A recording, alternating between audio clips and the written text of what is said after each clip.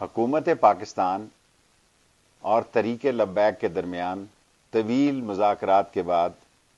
یہ بات طے پا گئی ہے کہ ہم آج قومی اسمبلی میں فرانسیسی سفیر کی ملک بدری کی قرارداد پیش کریں گے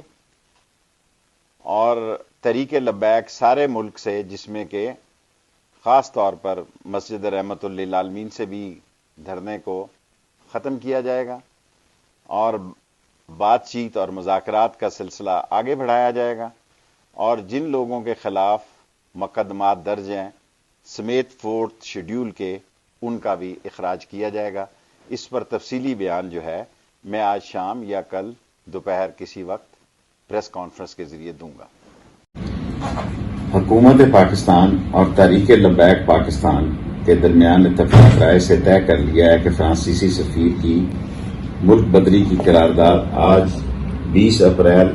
کو پارلیمنٹ میں پیش کی جائے گی۔ پورے ملک سے بشمول رحمت للعالمین مسجد دھرنا ختم کیا جائے گا، جبکہ مقدمات اخراج اور 4 شیڈول نئے اور پرانے کا خاتمہ کیا جائے گا۔ جو ہے وہ ہم لوگ مل کے آئے ہیں، بڑی طویل ملاقات ہوئی ہے اور انشاءاللہ خوش آئند ہے، لیکن چونکہ ابھی ایک بریک تھرو ہوا ہے، تمام بزرگ اکابرین اہل سنت کے سب اکٹھے گئے ہیں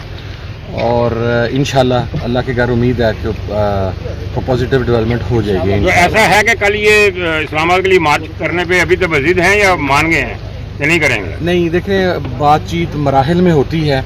اور اس کے اندر پہلا مرحلہ چونکہ اس وقت ہم نے انہیں ریکویسٹ بھی کیا، اور ایک بات ان کے حوالے سے بھی میں واضح کر دوں، انہوں نے بڑا کیٹیگرائز کر کے کہا ہے کہ ہم محب وطن طبقہ ہیں، ہم کسی صورت کے اندر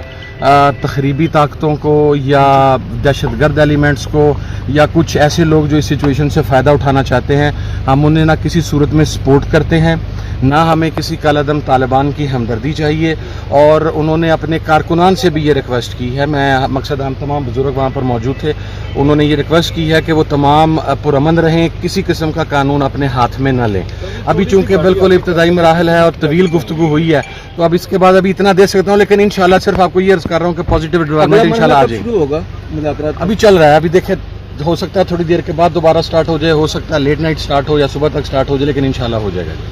بہت شکریہ۔ دیکھیں یہ ہم تمام لوگ، میرے ساتھ اس وقت پیر خالد سلطان صاحب تشریف فرما ہے، صاحبزادہ ڈاکٹر ابوالخیر زبیر صاحب ہیں، سروت بھائی ہیں، صاحبزادہ حافظ حامد رضا صاحب، اور آگے میاں جلیل احمد شرک پوری صاحب، خواجہ غلام قطب الدین فریدی صاحب، اور اسی طریقے سے صاحبزادہ نظام سیالوی صاحب اور تمام بزرگ گئے ہیں۔ ہم واضح کرنا چاہتے ہیں، ہمارا چونکہ یہ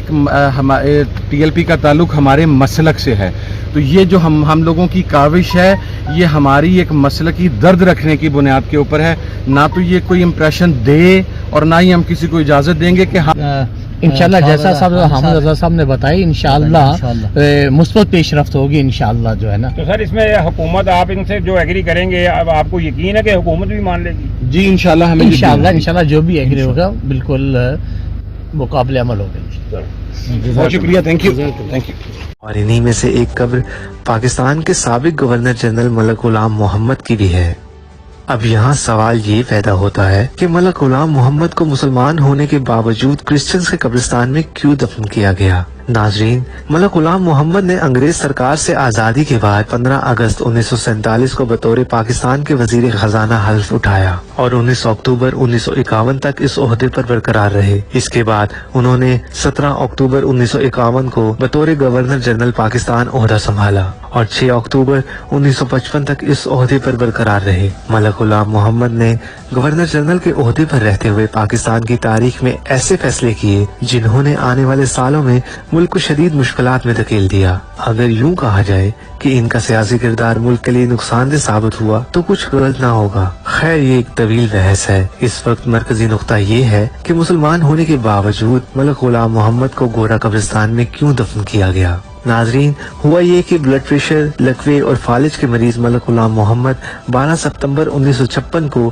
61 سال کی عمر میں اپنے آبائی شہر لاہور میں فوت ہوئے، جس کے بعد ان کو کراچی کے گورا قبرستان میں دفن کیا گیا۔ جب یہ مرا، اس کو امانتن یہ گورا قبرستان کے اندر دفن کیا گیا، پہنچی وہیں پہ خاک جہاں کا خمیر تھا۔ ایک تاریخی حوالے کے مطابق ان کی وصیت میں تھا کہ انہیں سعودی عرب میں دفنایا جائے، لہٰذا انہیں امانتاً کراچی کے گورا قبرستان میں دفن کیا گیا۔ کچھ عرصہ بعد وصیت کے مطابق ان کی لاش کو قبر سے نکال کر سعودی عرب روانہ کرنے لگے تو ایک ڈاکٹر، فوج کے کیپٹن، پولیس اہلکار، 2 گورکن اور ملک غلام محمد کے قریشی رشتہ دار قبر کشائی کے لیے قبرستان پہنچے۔ گورکن نے جیسے ہی قبر کھودی اور تختے ہٹائے تو تابوت کے گرد ایک سام چکر لگاتا دکھائی دیا۔ گورکن نے لاٹھی سے اس سام کو مارنے کی کوشش کی مگر وہ ہر وار سے بچ گیا۔ پولیس کے سب انسپیکٹر نے اپنی پستول سے 6 گولیاں داغ دی مگر سام کو ایک بھی گولی نہ لگی۔ ڈاکٹر کی ہدایت پر ایک زہریلے اسپرے کا چھڑکاؤ کر کے قبر عارضی طور پر بند کر دی گئی۔ 2 گھنٹے کے بعد جب قبر دوبارہ کھودی گئی تو سانپ اسی تیزی سے قبر پر چکر لگا رہا تھا۔ چنانچہ باہمی صلاح مشورے کے بعد قبر کو بند کر دیا گیا اور اگلے دن ایک مشہور اخبار میں چھوٹی سی خبر شائع ہوئی جو کچھ یوں تھی کہ سابق گورنر جنرل پاکستان ملک غلام محمد کی لاش سعودی عرب نہیں لے جائی جا سکی اور وہ اب کراچی میں ہی دفن رہے گی۔ ناظرین، ملک غلام محمد کی لاش دنیا میں ہی عبرت کا نشان کیوں بنی اور انہیں مسلمانوں کے قبرستان میں جگہ نصیب کیوں نہیں ہوئی؟ اس کی وجہ بیان کرنے والے بتاتے ہیں کہ ملک غلام محمد جب گورنر جنرل پاکستان تھے تو انہوں نے 1953 کی تحریک ختم نبوت صلی اللہ علیہ وآلہ وسلم میں قادیانیوں کو خوش کرنے کے لیے 10,000 کے قریب مسلمانوں کو لاہور کی سڑکوں پر شہید کیا۔ لاہور کی گلیوں کو تحریک ختم نبوت صلی اللہ علیہ وآلہ وسلم کے سپاہیوں کے خون سے رنگین کر دیا اور قادیانیوں کو نوازنے میں تمام حدیں پار کر دی، اور پھر دنیا نے دیکھا کہ ملک غلام محمد کو مسلمانوں کے قبرستان میں جگہ تک نہ نصیب ہوئی اور سعودی عرب میں دفن ہونے کی خواہش کی راہ میں بھی قبر کے سام رکاوٹ بن گئے۔ قادیانیوں کو نوازنے کے بدلے میں گورا قبرستان ملک غلام محمد کا مقدر بنا، جہاں آج آوارہ کتے پاکستان کے 3رے گورنر جنرل کی قبر پر بیٹھے نظر آتے ہیں اور فاتحہ کرنے والا کوئی نظر نہیں آتا۔ لوگوں نے ہمیں بتایا کہ یہاں اس قبر کے اوپر، قبر کے سائڈ پہ یہ آپ دیکھ سکتے ہیں، یہ گرد و نواح، یہاں پہ سارے قبرستان کے کتے آ کے یہاں پہ گستاخ رسول کی قبر پہ پیشاب کرتے ہیں، اس مردئی نواز کی قبر پہ پیشاب کرتے ہیں اور دنیا داروں کو بتاتے ہیں کہ لوگوں جو اللہ کے نبی کی عزت پہ حملہ۔ ملک غلام محمد کی قبر کا حال تو دنیا نے دیکھا، لیکن ان کی امریکی سیکرٹری نے ایک انٹرویو میں یہ انکشاف بھی کیا کہ جب وہ آخری سانسیں لے رہے تھے تو ان کے منہ سے ایسی چیخیں نکلتی تھیں کہ سننے والے دہل کر رہ جاتے تھے۔ رات کا ایسا عذاب آیا، اس کی پرسنل سیکرٹری جو امریکن نیشنل تھی،